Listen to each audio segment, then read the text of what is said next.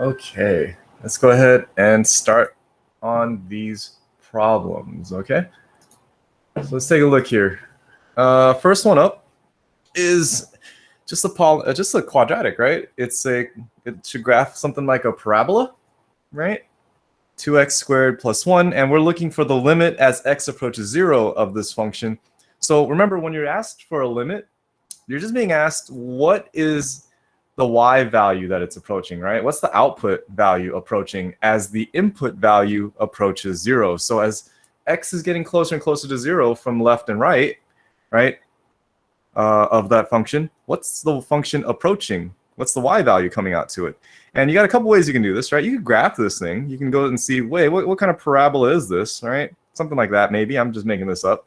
And then you're just asking, well, what is it approaching over here on the y-axis as x approaches 0, right? So as it comes closer and closer from this side, as it comes closer and closer from that side, what's the y value that it's approaching, right? And we could graph it out and see what's it look like it's getting to. Another way you can do it is simply just take it and plug it in, right? Plug in the 0, see what you get. And we're just plugging into that function and see what does it look like it should be approaching. So when you plug in 0, we get 2 times 0 squared plus 1, and it looks like it's just going to be equal to 1. That would be your answer. That's it, right? And you're done. You could, like I said, graph it. You can use, let's see here, Desmos is a nice app that you can try to graph with. So let me see here. Where are you? Go to the graphing calculator, and it was 2x squared plus 1, right? And it looks like a parabola, and the vertex happens to be there. So when you look at this graph, right, the idea of your limit is you're just approaching 0 from the negative side, and you're approaching 0 from the positive side, and hopefully it's approaching the same number, and it is in this case, and it's approaching 1, and that's it. That's your limit. Okay. Hopefully you guys are okay with that with number 1, right? You're able to figure that out.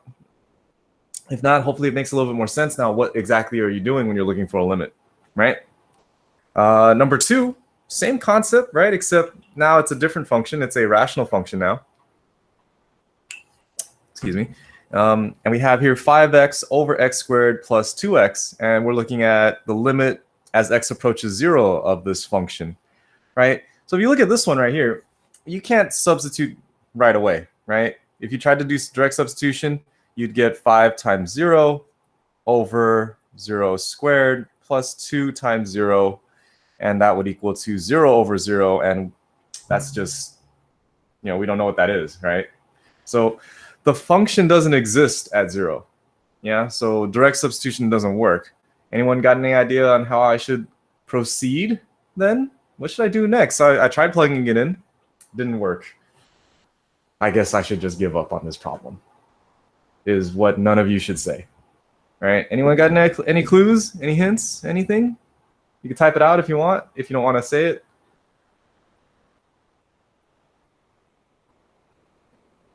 Make a table using values close to 0. Yeah, that's a great way to approach it, right? We can, I'm sorry, I'm terrible at drawing tables, so I'm going to use this thing and cheat. You can use a table, right? And you can get closer and closer to 0, right? So you can pick numbers that are close to 0. Like, give me an example. What's a number that's close to 0, guys? What do you think? 1. Yeah, 1's a good number, right? 1's a good number. And then I want to get closer and closer to it, right? So maybe I'd go with something like 0.1, right? And then something's closer than that would be 0.01. And if I made this table bigger, I could go with 0.001, right? And you just plug it into a calculator and have it evaluate it for you. So I can go like this. And if you guys haven't gotten yourself a TI emulator yet, get yourself one and get yourself used to using this calculator, right? If you have a Android, look for Wabbit. If you have a Apple, I believe I listed it in there. Which ones are some good ones? I think it was like Calculate 84 or something like that. Or 84 Calculate was one that was pretty good. So go ahead and try that.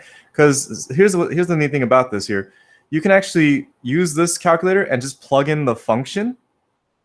That way you don't have to repeatedly type in the function over and over again. So if I go over here to y equals and I type in this function, 5x, and then I have that divided by, I'm going to put the bottom in parentheses because it needs to know that it's a whole quantity of x squared plus 2x, right? If I go ahead and do that and I store that into an equation, and if you guys look here, it's in y1, I can go back over here and press alpha and trace. That's pretty much F4 right there. You see how it brings up a menu of y1 through y0, y2, y3, y4. I stored my equation in y1. I can plug in y1 right here, and then I can plug in numbers that I want to try. So I can plug in, let's say, hey, go to this function. I'm telling the calculator, I'm telling it, plug in 1 for me. And when I plug in 1, the output value is 1.6 repeating, right? 1.6 repeating. And then I could do it again for the next number. So I just go back and press the same thing, alpha, trace, select y1, and then tell it to plug in the next number, which is 0.1. Notice, by the way, I'm putting parentheses around it. It's very similar to our f of x notation, right? Except now it's, instead of naming it the function f, it's naming it y sub 1. And then inside the parentheses, I'm telling it to, hey, evaluate using these numbers for me. So this one right here is 0.1, and I get here 2.3, it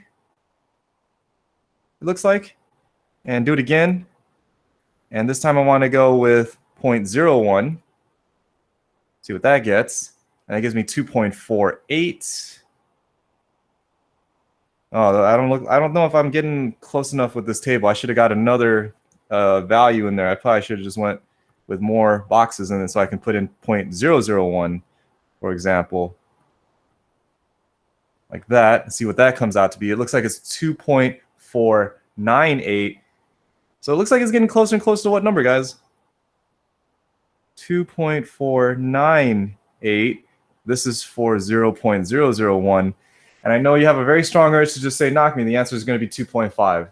And I agree with you. As I'm approaching it from the right-hand side, it does look like it's approaching 2.5. But before I make that claim, before I make that statement, what else should I do before that? Notice I made my table and I have it split on two sides here. It's true that coming from the right-hand side, it looks like 2.5. But to be sure, I should also come from the negative side, from the left-hand side. You're right. Plug in the negative value. So subtract 0.9. That's a good one, right? But so the values I would have here would be a negative 0.01, right? Negative 0.1, negative 1, and you know, I should probably try negative 0.001. And just plug those in the calculator and see what you get. So same thing here. I'd plug in here, but I would go with, let's start off with, oh, by the way, negative on this one. Do not use the subtract sign. You will get an error on this one. So you see how I just pressed it and that looks like, knock me, that looks like a negative sign. That's actually a subtraction sign. The negative sign is down here next to the decimal. So you have to hit that. And that, I know you're like, knock me, they look exactly the same. And I agree, right? I agree. This one's the negative sign. This one's the subtraction sign. I don't know if you can see the subtle difference there, right? But it's the negative sign that we need. So we're going to go with negative 1, see what we get. Negative 1 gives me 5. Wait, is it 5? Yeah, 5. And then we'll do it again. But we'll go with negative 0.1. And that's going to give you 2.63. Right? Do it again for 0.01. Like that. And we get 2.51. That's looking good. That's looking good. And then one more. Let's go with 0.001 and see what we get there. 2.50, right, with some numbers there. And it looks like it's getting close to the same answer. And let's see here, put a 0 in there, put a 1. Let's go one more just to be safe. And yeah, it looks like it's getting really, really close to 2.5 as well. So I would say the answer for this one, right, is 2.5, right? This is us using numbers to help us find the answer, right? Is there another way to solve this problem? Is there another way that we could have done this besides using a table? This, by the way, was correct. If you use the table and you worked it out this way, 100% correct. You would get the right answer and you get full credit for it. But this being calculus, what I like to see is if there's any other ways that we can look at it. So the answer can be undefined or 2.5. No. Be careful. The answer for this one, the answer for the limit as x approaches 0 of this function, 5x over x squared plus 2x, is actually equal to 2.5. The function is undefined, right? But the answer to the question, what's the limit as x approaches 0, it's 2.5, right? But the function itself is undefined there. So this right here is still true, right? But that's not my answer to what's being asked, right? The function is 0 over 0 there, which is undefined. But the limit is equal to that. Oh, we got an answer here. Another thing we could have done was factor it, right? We could have factored this. So I could have looked at this same problem, and I could have said, hey, let's look at the limit as x approaches 0. But now instead of 5x over x squared plus 2x, I could factor that bottom thing and get x times x plus 2. I could factor out that common factor of x in the bottom. Very good, Caleb. That's awesome, right? That's a 0, by the way. And when you factor it, you can reduce things. I'm hoping you can see that, right? The 5x, and in the bottom you have x times some stuff. I can cancel out these x's that have been factored, right? Because it's 5 times x, and then it's x times some stuff. So I can rewrite this as the limit as x approaches 0 of 5 over x plus 2. Okay? And then try direct substitution now. See what I get when I plug in the 0. I would look at 5 over 0 plus 2, which comes out to be 5 over 2. So it looks like that function exists there, and it looks like it's approaching that from both sides. And I could just say that's my answer, 5 over 2. But compare that to what we got earlier. Oh, man, my thing is lagging here. 5 over 2. Well, 5 over 2 is just the same thing as what we got earlier, isn't it? 2.5. So we have multiple ways of approaching a problem, right? And that's what we're going to jump into for our notes right now. I'll give you a second to actually, I can't give you a second to copy this down. Give me 1 second. I'm going to close this and reopen this because it's a little laggy right now. I don't know if it's because it's trying to save. I'll give you a second to try to copy that. Anyways, there it goes. Okay, give me 1 second here. Let me close that, and let's open it again. And sorry. Let me see here. Go back over here, please. Boop. Okay, that should be a little bit better. So what that leads to right now is how do you know which way you're supposed to approach a problem, right? That's the most common thing that's usually asked is, well, how do you do these types of problems then when they're asked to find a limit? And what you should come down to is basically these 3 steps right here. I'm going to scroll over here. Right? How do you know what to do? And it's usually, if you don't know where to start, you can go with the rule of 3, right? The rule of 3 are basically, have you tried looking at it graphically, right? Have you tried graphing it or, graphing it by hand just to see what it is that it's doing? And if it's too difficult to graph, right, or you don't know what the graph of it should look like, for example, if you don't know what 5x over x squared plus 2x should look like, then the next attempt is what we did, which was numerically. We created a table, right? And we just started plugging in numbers. And there's nothing wrong with that. You can plug in numbers just to see what the heck is that function doing as it gets closer and closer to your point of interest, right?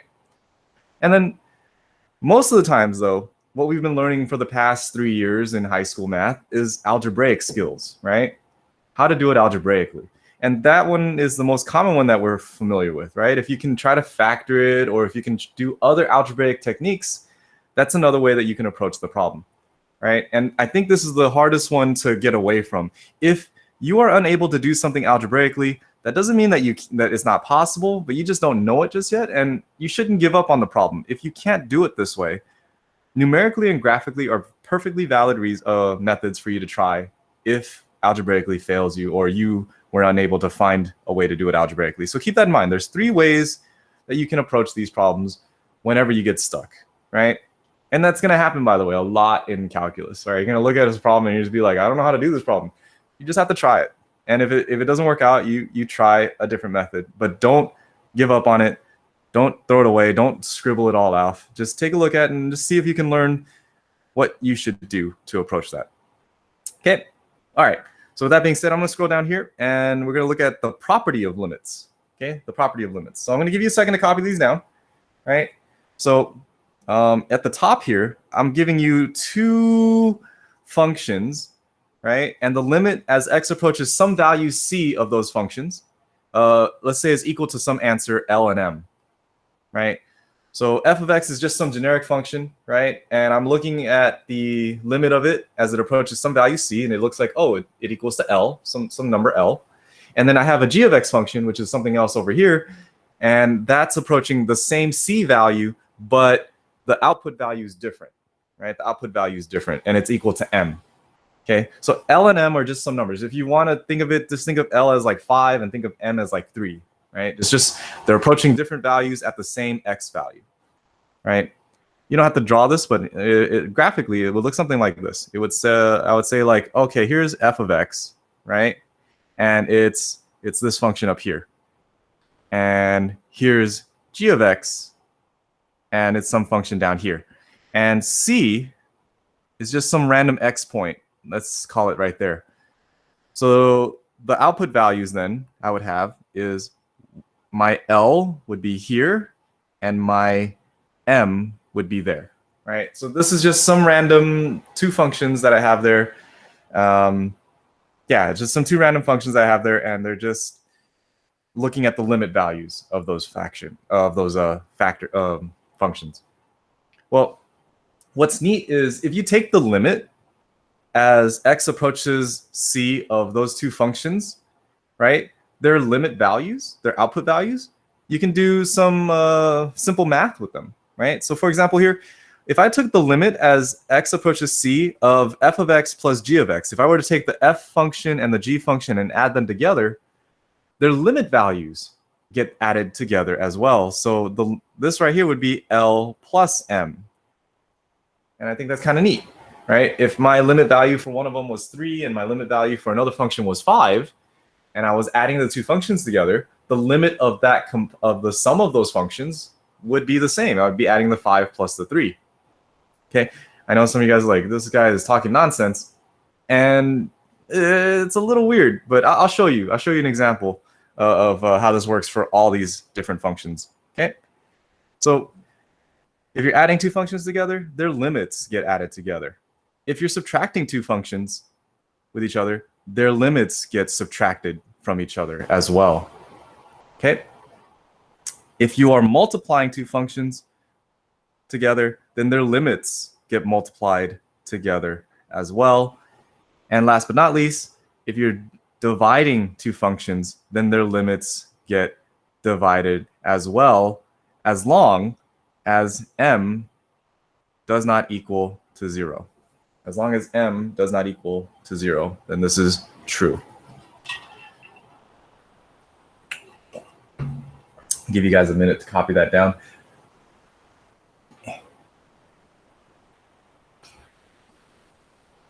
And then I'm going to show you, I'm going to scroll off to the side for a little bit here, and I'm going to show you how this works. Okay? I'm going to show you how this works. I hope I can show you how this works. So I'll bring this back on the screen in a second. So let's take a look here real quick. Let's say I have two functions here, first of all. Yeah. Let's say I have, great, this function's already typed in. Let's keep this function. Let's say I have f of x is equal to this function right here, right? And then I have g of x is equal to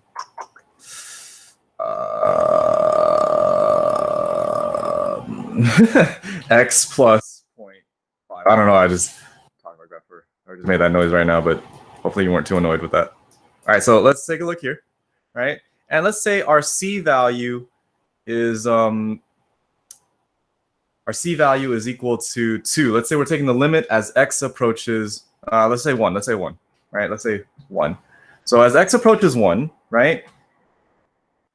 F of x, right, would be right here at this green dot. Okay, so the limit as x approaches 1 of f of x is equal to 3. You see how it's approaching from both the left and the right, and it reaches right here at 3. So the limit right there is equal to 3. And then we do the same thing, but for g of x. So I'm looking at g of 1. Get out of here, capital G. There we go. And that's this point down here. See that? So the limit as x approaches 1 of f of x is equal to 3, and the limit as x approaches 1 of g of x is 1.5, right? Now what I'm saying is, if I were to add those two functions together, if I was to add f of x plus g of x, right, it gives me this new function that's in black right here. And what I'm saying is, if I look at that point as x approaches 1, it comes out to 4.5, right? Which I hope you can think is neat, because that's just 3 plus 1.5. You add those two together, and it comes out to 4.5. And you'll look at this and it's like, this is just a bunch of symbols, knock me. But if you actually did the math and added the two functions together, this is what we would get, by the way. We'd get this black line right here, right? And the limits end up being added together as well. Okay? And that's pretty much it. And that's the idea behind these, these properties. You can go through and just do math with their y values. So you can add the limits together, you can subtract the limits, you can multiply, you could divide. And then there's even these guys right down here. There's even a couple more rules, which is the constant multiple. So if you have a function and it's being multiplied by a constant, then you're also multiplying the limit value by that specific constant, right? And last but not least, if it's being raised to a power, if the function is being raised to any specific power, even if it's a rational power, the limit value is also being raised to the same power. Okay. Again, if this is all just kind of weird and doesn't make sense, then don't worry about it. You don't have to apply these properties. You could try to do the problems without them, right? And just solve it on its own. Okay. But here's how I would approach a problem. Here's how I would approach a problem. By the way, if I'm going too fast, type in the chat or come on the mic, let me know, right? If I'm scrolling too fast, I can go back and leave it on screen for you. But let's take a look here. Let's try a couple problems, right? So I have on screen 6 problems. I'm gonna do, actually, you know what? Let's go ahead and have you guys try these problems out. I want you to try at least the first 3 here. If you feel like you're able to do those, then I want you to try these ones over here. 4, 5, and 6. All right, you'll probably be able to do some of them, but you might not be able to do all of them. But go ahead and give these a try. And actually, you know what? Yeah, for right now, as a group, as a class as a whole, try the first 3. Right? I want to see your answers for the first 3 and see what you guys get, and see what you guys did to get those answers. And then if you feel like you're confident with that, you can try you can try 4, 5, and 6. See if you can get those answers. 6 would be a difficult one because I think most of you guys have never seen that function before. 4 is going to be a challenge. No, you know what? I'm not going to say anything. I'm going to keep my word. I'm going to keep my words to myself. I'm going to let you guys try. So let's go with I'm going to give you guys 8 minutes to see how far you can get. And in that 8 minutes, I expect at least number 1 and number 2 to be done in those 8 minutes. And a couple of you guys, I expect you to figure out, you can do number 3 too. You know what, 1, 2, and 3 in 8 minutes. I'm hoping those guys will be done. And then if you have time, attempt 4, 5, and 6. Attempt 4, 5, and 6. And then we'll go from there. Okay, so I'm gonna set an 8-minute timer right now. I want you guys to try this. And then we'll see where you're at in 8 minutes.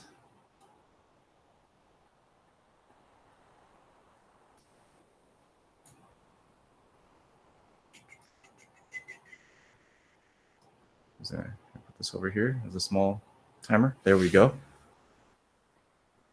You can use any of the rules of 3. If you want to just use graphing, you can just use graphing. If you want to use analytical, or I'm sorry, algebraic, you can. Or if you want to use numerical, you don't have to do all 3, Brandon. Just pick one of them and find the answer for me.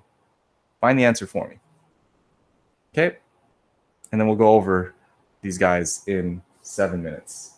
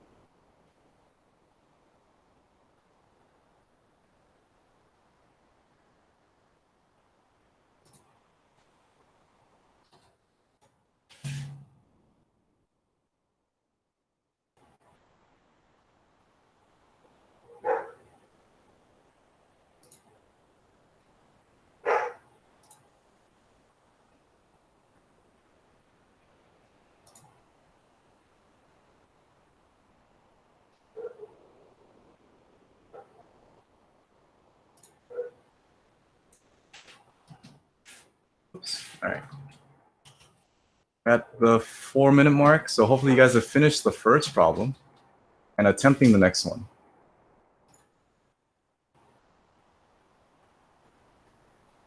I'm going to create a whiteboard site. I know you guys are working this on pencil, so if you guys could, on the whiteboard site, you can't. I've enabled it now, so you guys can take a picture of it. So you can just take a picture of it and upload it on that whiteboard. That'll be my way to check. If you can't do that and you just have your Chromebook, just have your Chromebook take a picture of it.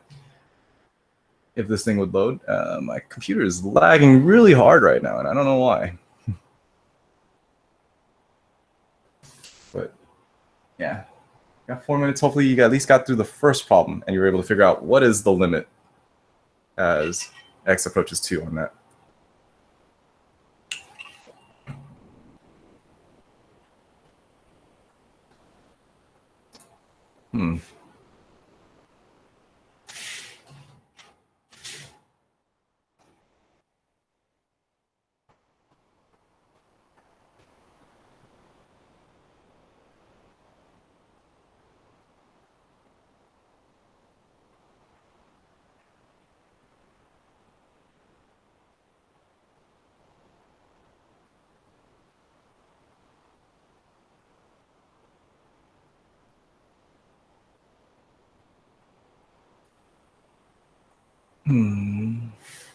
Okay, maybe this isn't working out. Let's see here.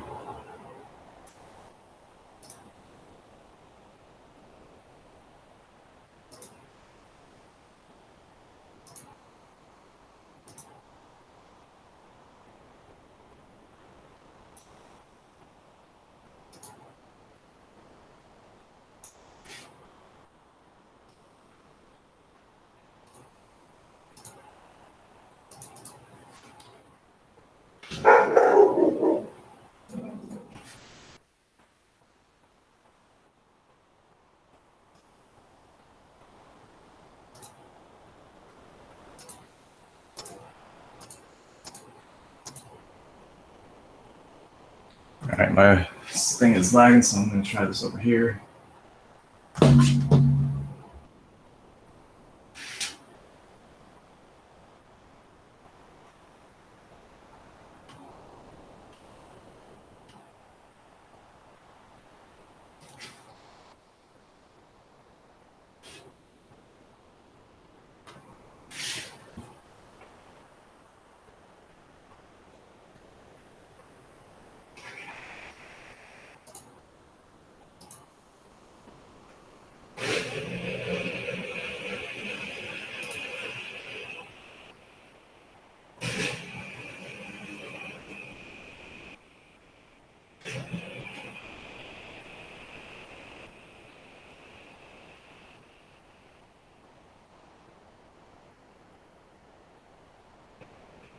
By the way, good job for those of you who finished the limit practice on Delta Math.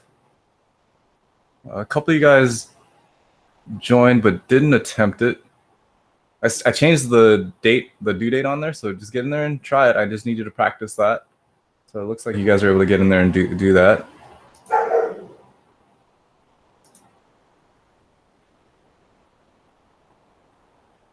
Yeah, okay. And then the whiteboard finally loaded. So keep working. Put the whiteboard website into here, to the chat, and you guys can open it up.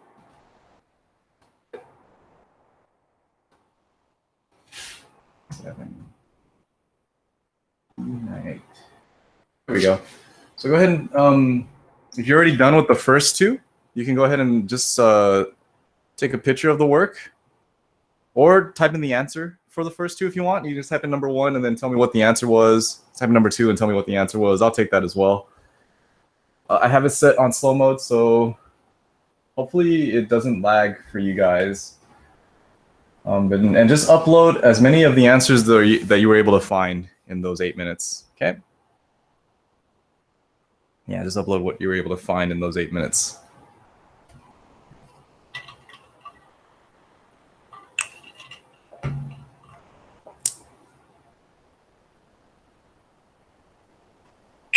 Oh my God. It's gotta be a way to like make it so it doesn't do that noise every time. Okay. So let me see here. I'm gonna give me some space. I can't do that. All right. Get out of here. All right, let's see here. Maybe I just do this. Let's circle you and just move you over there. Dude, technology, man. What did I used to do before this? When I had too many problems on the board. I think I actually had to erase it and then rewrite the problem again, like some kind of peasant. Look at that. I can move things out of the way now and we can have so much more space. Just so much more space for activities. All right. So let's take a look at this first one, right? So hopefully you got your answers in there and you're able to figure it out. Now, you could do this one graphically, you could do this one numerically, and you could do this one algebraically, right? They all work on number 1 here. I wouldn't bother with going the graphing route, though, because it's just like extra work. Same thing with the numerical one. Like I plug in around numbers around it. But before even doing that, why not just try to see if the number itself works, right? Why don't we just try to see if the number itself can be plugged in? And hopefully you guys were able to see that, right? We can just plug in this 2. The limit of this thing, right, is going to be equal to 2 cubed plus 4 times 2 squared minus 5. And you just try it, right? There's no harm in this. If you try it and it doesn't work out, oh well, we try something else, right? If it works out, then sweet, you've done the problem. So right here, we work this through. 2 cubed is going to give me 8 plus 2 squared is 4. 4 plus 4 is 16. By the way, correct me if I'm doing my math wrong, because I do make simple mistakes sometimes. So 8 plus 16 looks like it's going to be 24. And 24 minus 5, I got 19. And it looks like a couple of you guys got 19 as well. Awesome. A couple of you guys are still working on uploading and submitting. That's perfectly fine, as long as you get those up there for me. If you want to just show me the answer. Oh, look, one of you guys are actually got me a picture. That's awesome. Does it load well on my screen? It does. That's awesome. All right, so that's that one. Sweet. Any questions on number 1? Mr. Knockme? Yes. So in the warm-up for number 2, we got when we plugged in 0, we got undefined, right? Yeah. So the function is undefined? Yes, the function was undefined at 0. So then we had to try a different step. So we tried numerically, and we got the limit is 2.5. Yes, that's right. So in number 1 here, if the plugging in method would be undefined, we go to numerically, and then it will be the limit is 2.5, or like, well, the limit is a number. Yeah, that's pretty much it. So, yeah, if we did this one and we plugged in 2 and we got something that was undefined, then yeah, we have to try it numerically, and we try to get closer and closer to the 2 again and see if we can see if it does approach a specific number or not. So I don't know if that makes sense. When you're looking at a limit, right? When you're looking at a limit, you don't really care what the value is at that point, right? And that counteracts what we just did right here, because the value is 19. But what we're actually looking at when we're looking at a limit is we're focusing on what is the y value approaching, right? What is it getting close to there, right? So there'll be times in the future when we actually do a problem, and you'll see a function where it does something like this, and then there's like a hole at this point, meaning the function is undefined there, right? So the function is undefined there, but the limit still exists, because the limit is what does it look like the function is approaching at that point. Does that make sense? Yeah. Thank you. Yeah. That's that one. Let's keep going. We're going to go to number 2. All right, and we're going to move this out the way. No. Everything's just lagging horribly here. Let's go here and just, will that work? Oh my. Let me just close this out, and let me close this out as well, because my laptop is somehow dying over here. And let's close that, reopen it. Oh my gosh. Get out of here.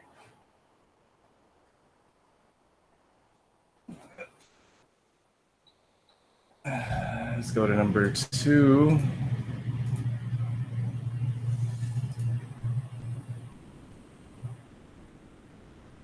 There we go. So let's go to number 2. Let's just try this one out now.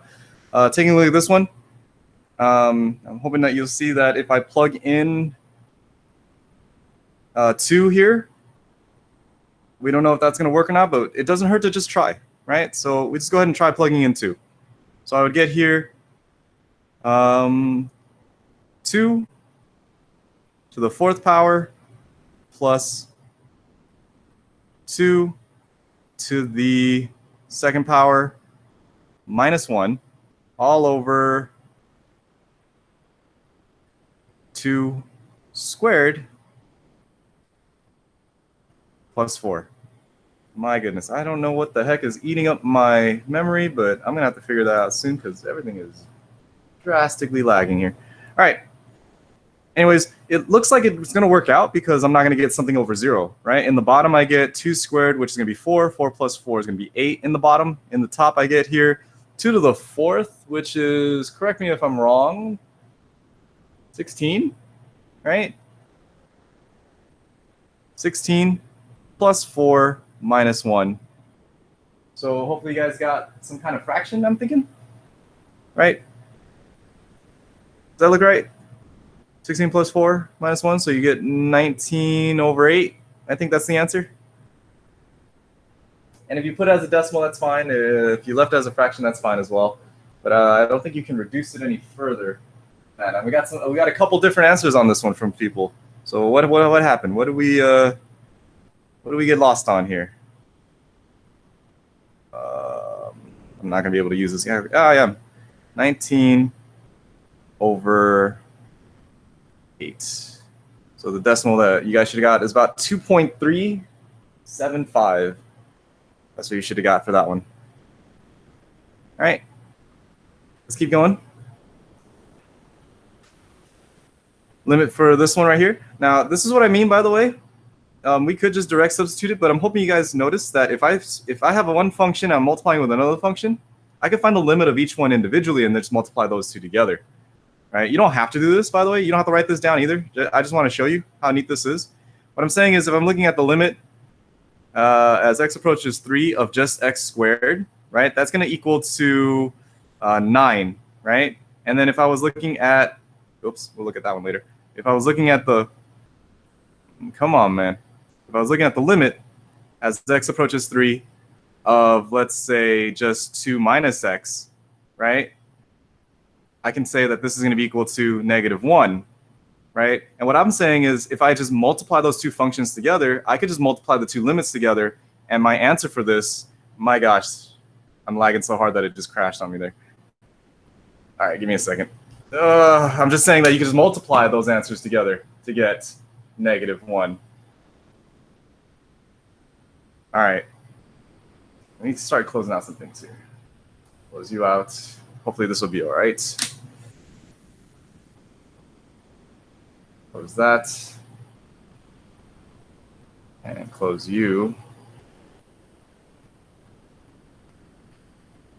I don't know what the heck is going on, but hopefully I fixed it. So I can say that I can just multiply these together and I should get -9. And I think that's what some of you guys got when you just directly plugged it in. Right? So when you directly plugged it in, you should have got here 3 squared times 2 minus 3 and that should come out the same way. And if you guys look at it, right, hopefully you see it, it comes out looking the same. I get here 9, and this is going to be multiplying with -1, which just gives you -9. And that's the limit is that one. And that's what I'm just trying to show you. If you do the limit of each function individually, and then do the steps of what is being applied to those functions, you get the same answer, right? And that's what I'm trying to say back over here at these properties, right? If you have two functions that are being added together, you can find the limit of each function. They're being subtracted, they're being divided, they're being multiplied. It follows the same rules. But in this particular case, it's an easy algebraic function that you can just do right off the bat. Okay? Right off the bat. But why then do I have you look at these properties when you can just do it algebraically? Well, sometimes your algebra skills aren't going to be good enough for you to just do it algebraically and just direct substitution, right? And that's going to be the case, by the way, if you already got these 3 answers. That's awesome. I'm going to move on right here to number 4, and I want you guys to see number 4 right here. How many of you guys were able to do that one algebraically?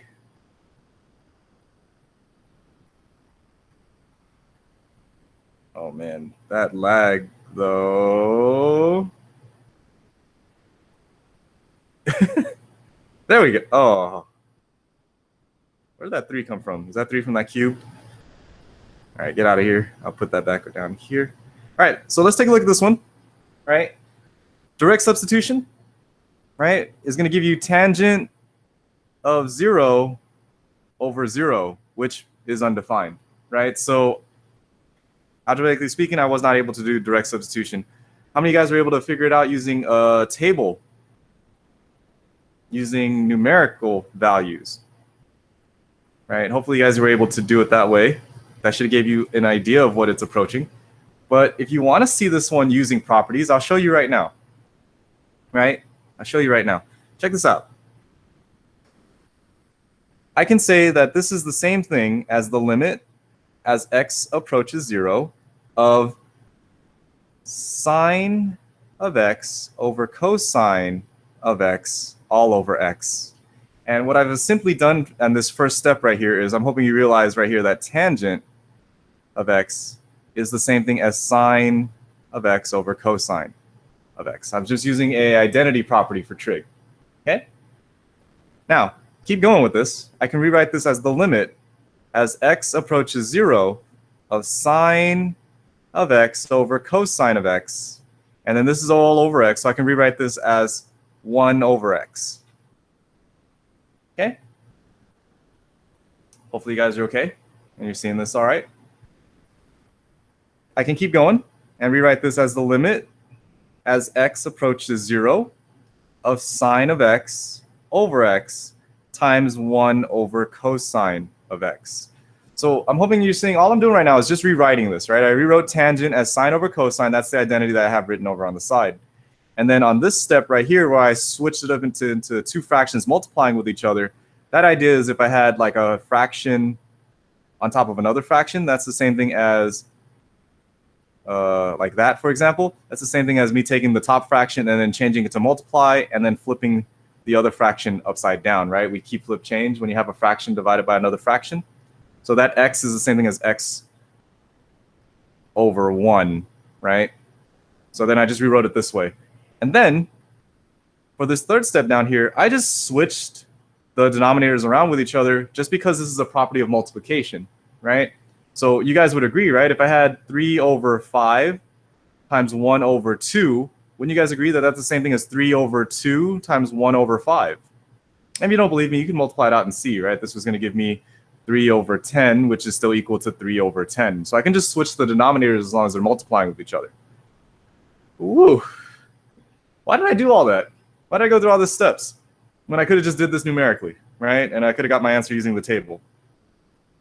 It's just to show you that you can, right? There's different ways that you can approach these problems and you can get the right answer doing it these different ways, right? But now that I've gotten to here, this is what I wanted to show you guys, right? Sine of x over x, we already know the limit as x approaches 0 of sine of x over x. We calculated this earlier in our notes last week, right?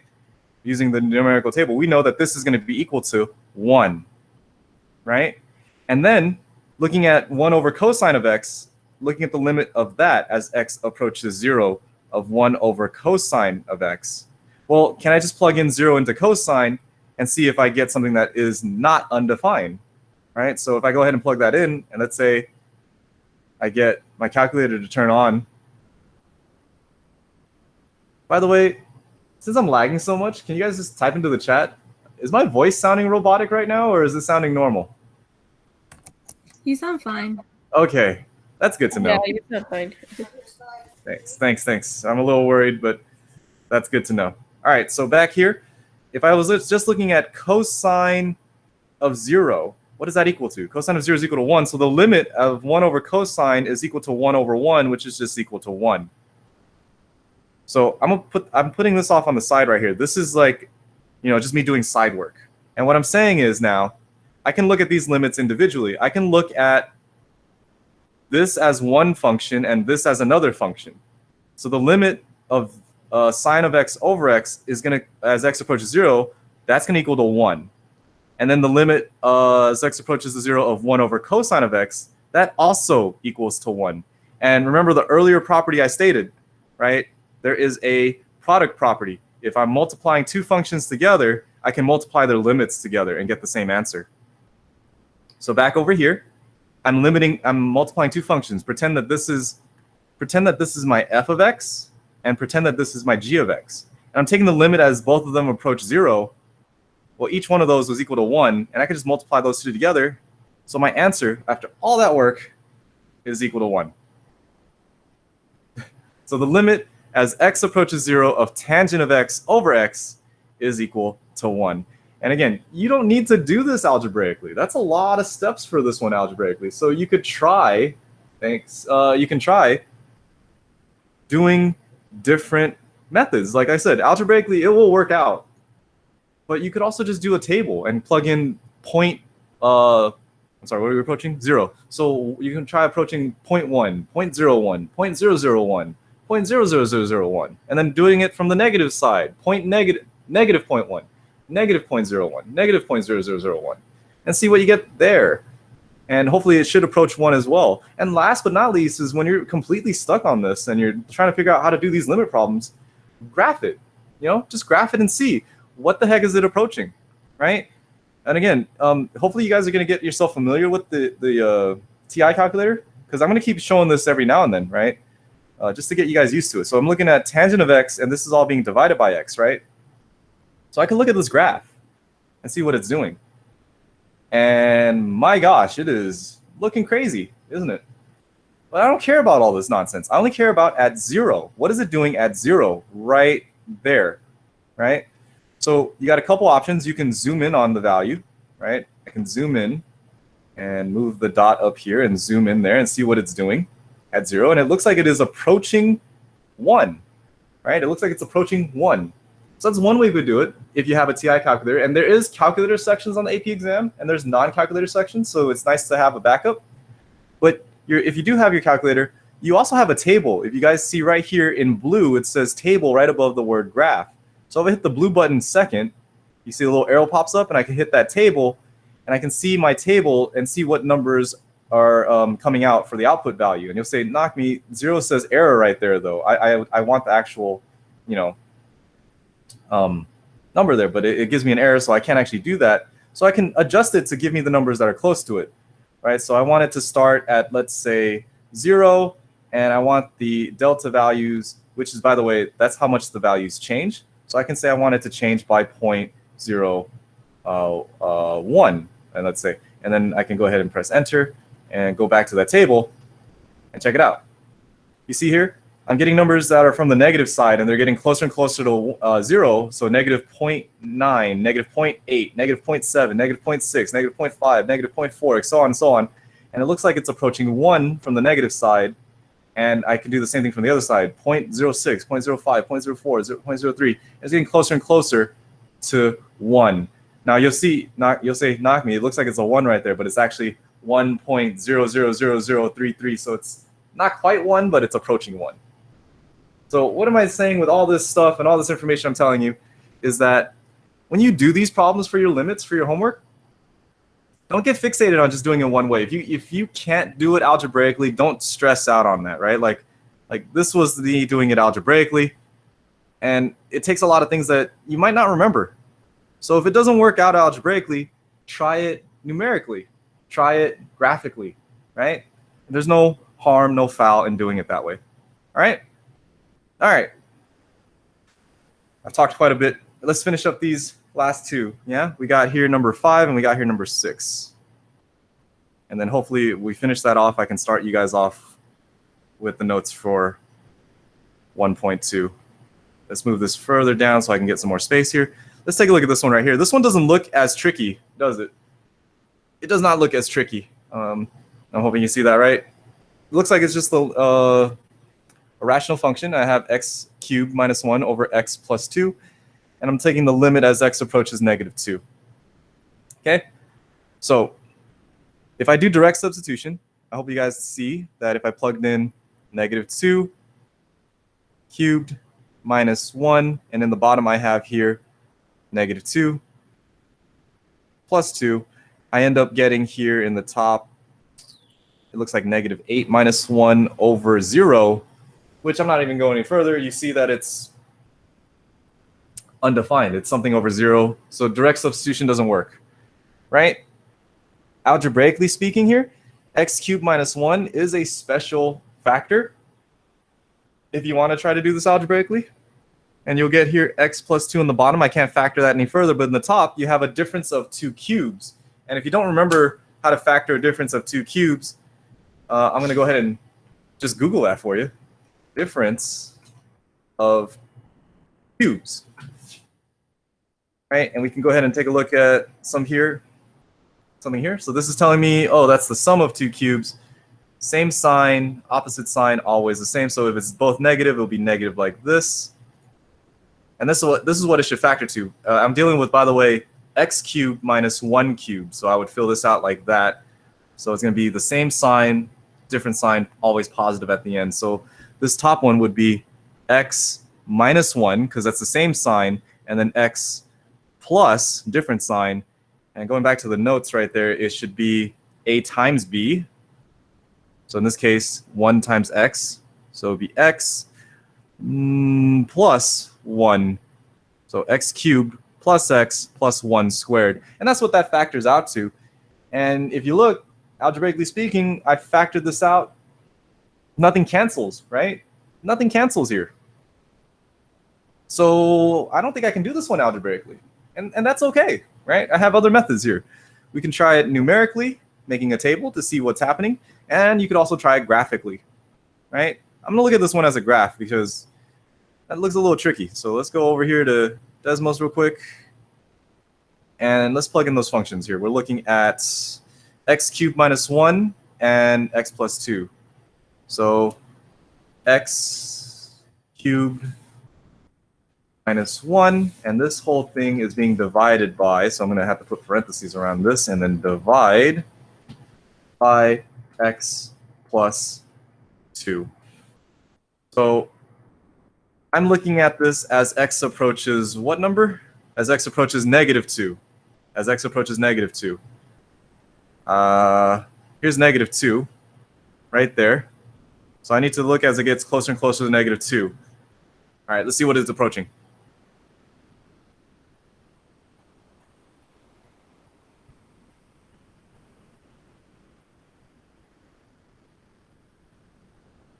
I'm doing this to be dramatic, by the way. I don't know if any of you guys caught on yet. What is it approaching as it's approaching negative 2?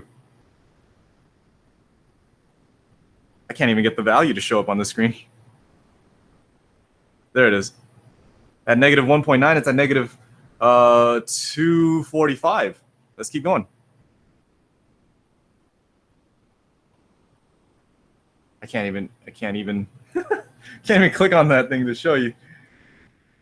No? Yeah, that's not even going to pop up, is it?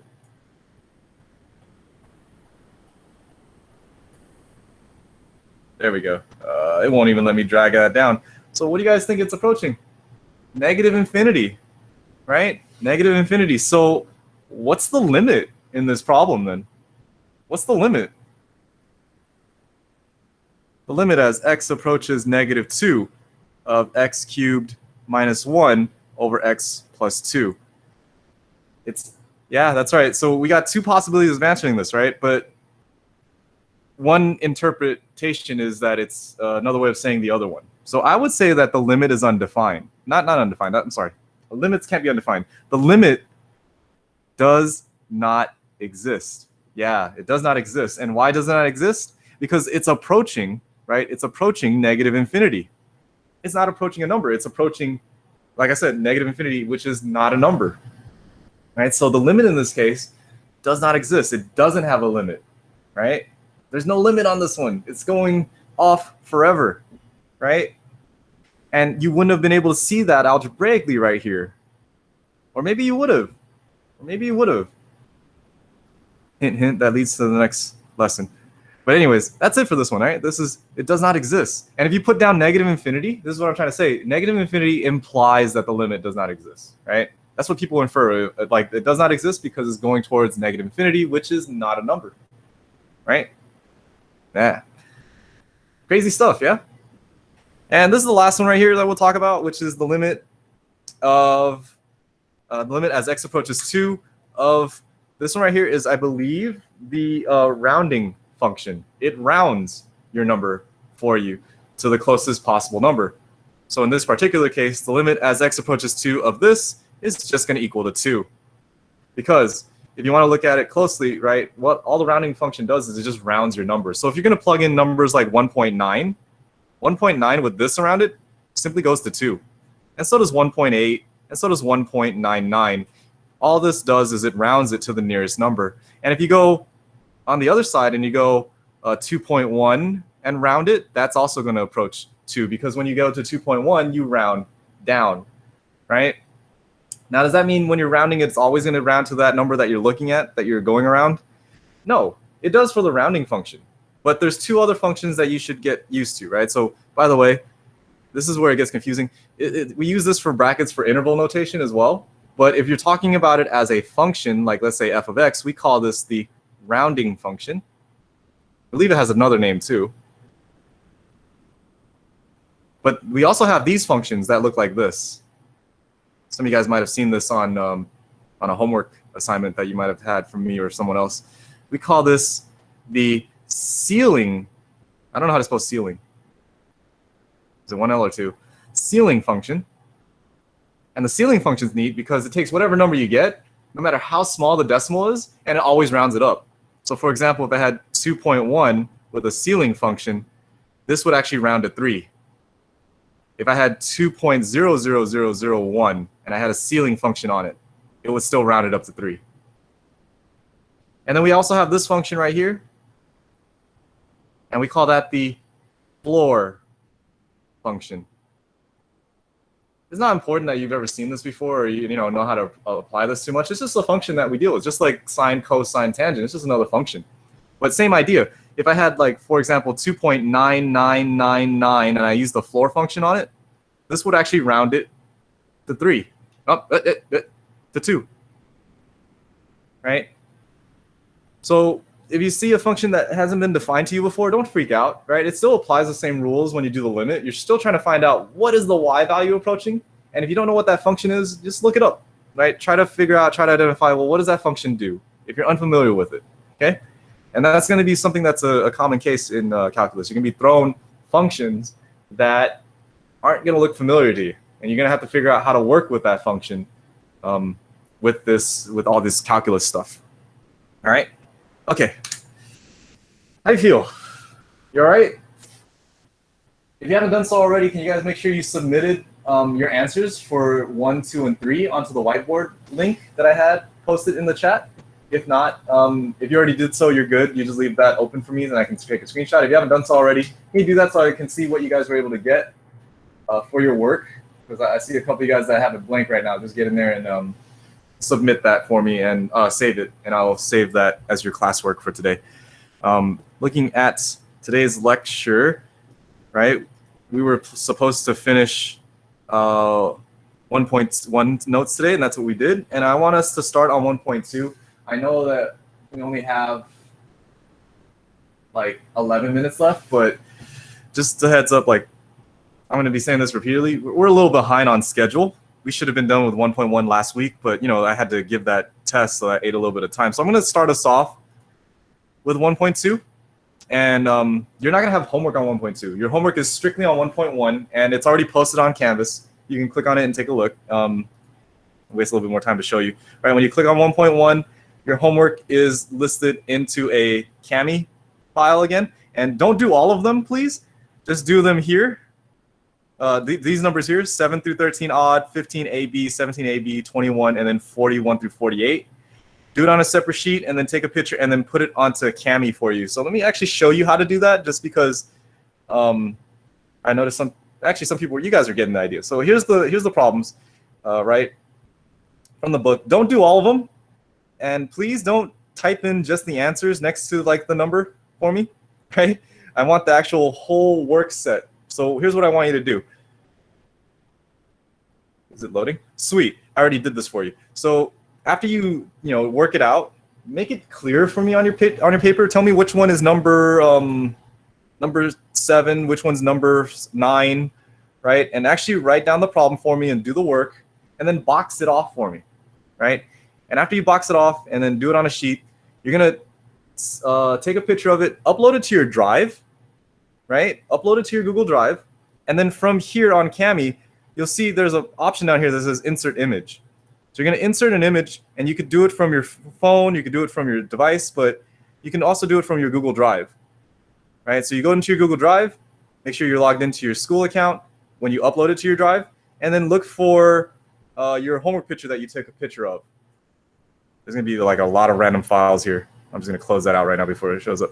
So upload it on here, right? And once you upload it on here, can you please, I can't do it, can you make it like full screen for the page? Yeah. And then if you need more pages, at the very bottom down here, there's a plus sign. You just click this and it'll add a blank page, and it'll ask you how many. Just add another blank page and just add it for however many pages you need. And then once you do all that, hit the submit button, and then that's how you're going to turn in your homework for me. All right. Any questions on how to do how to turn in the homework on Cami? I take that as you guys are okay. All right. Like I said, I'm going to start us off on 1.2. Give you guys an a chance to write this down right here. Right, finite limits at plus or minus infinity. So this is the title, by the way. We're looking at limits at infinity. Limits as x approaches infinity, or limits as x approaches negative infinity. So if you guys could go ahead and copy that down, and I'll get us started on this. I'm going to say like 1 or 2 sentences, and then we're going to have to go. But you guys are okay with that, right? Sure you are. Sure you are. So if the limit as x approaches infinity of a function is equal to b, or the limit as x approaches negative infinity of a function is equal to b, right? Either one, if it's positive infinity or negative infinity, is equal to b, right? Then y is equal to b is a horizontal asymptote.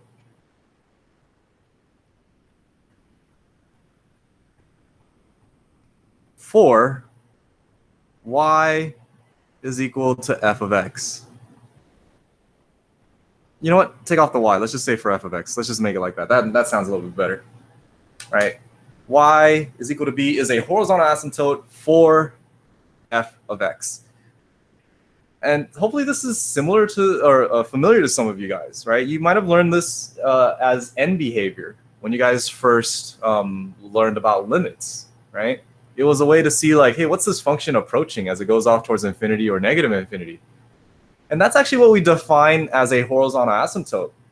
You know, that's actually one thing I hate about earlier definitions of asymptotes. I don't know if most of your teachers told you this, but they told you always that an asymptote is an imaginary line that your function gets really, really, really close to, but doesn't touch, right? And that's true for most of the time. Like it gets really, really close to it and doesn't touch it. But that's not always the case. You can have a horizontal asymptote that your function actually crosses. It actually touches it repeatedly. But it's this definition that we're really focused on is that it's the limit value as the function goes towards it. It's approaching that one, right? So you could have a function that, and this is what I mean. I'm like, what are you talking about now? I mean, what is going on with all this? So if you have an exponential function, a negative exponential function, oh God, then I can draw better. So it looks something like that. And you have that horizontal asymptote at x equals to 0. So if you had a function that looks like this, for example, f of x is equal to e to the negative x, let's say, right? So this is the function, and we have a horizontal asymptote, right, at y equals 0. And if you were to look at this graph and it kept going off towards infinity, right, you would agree the function looks like it's approaching 0, but it would never touch it. Okay, and that's the definition you were taught, that an asymptote gets really, really close to a asymptote, but it never touches it. But that's not the case, and we'll learn that out later, or we'll figure that out later, and you'll see a couple examples of it there. But you will get functions that look like this, right, where it looks like a bumpy line and it gets closer and closer like this, and it just keep going and going. And this one actually has a horizontal asymptote as well at y equals 0. But you can see it, the function's crossing the asymptote multiple times. And you'll say, that contradicts my definition of it. And that's what I mean. You were kind of lied to when you were told that a horizontal asymptote can never be crossed. And some of you guys might have experienced that. You might have seen some functions where it crosses that asymptote, but it's still considered a horizontal asymptote. And we'll look at a couple more of those. But just get that into your mind that a horizontal asymptote, in the bare bones breakdown of it, is just when it's just what your function is approaching as it goes off towards infinity or as it goes off towards negative infinity. Okay, so that's pretty much it for the limits of functions as it goes off towards infinity. Okay, now let's take a look at some of these. Let's take a look at some of these just thought-wise, for example.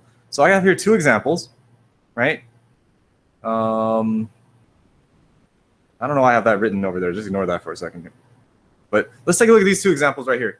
The function I'm looking at is 1 over x, right? F of x is equal to 1 over x.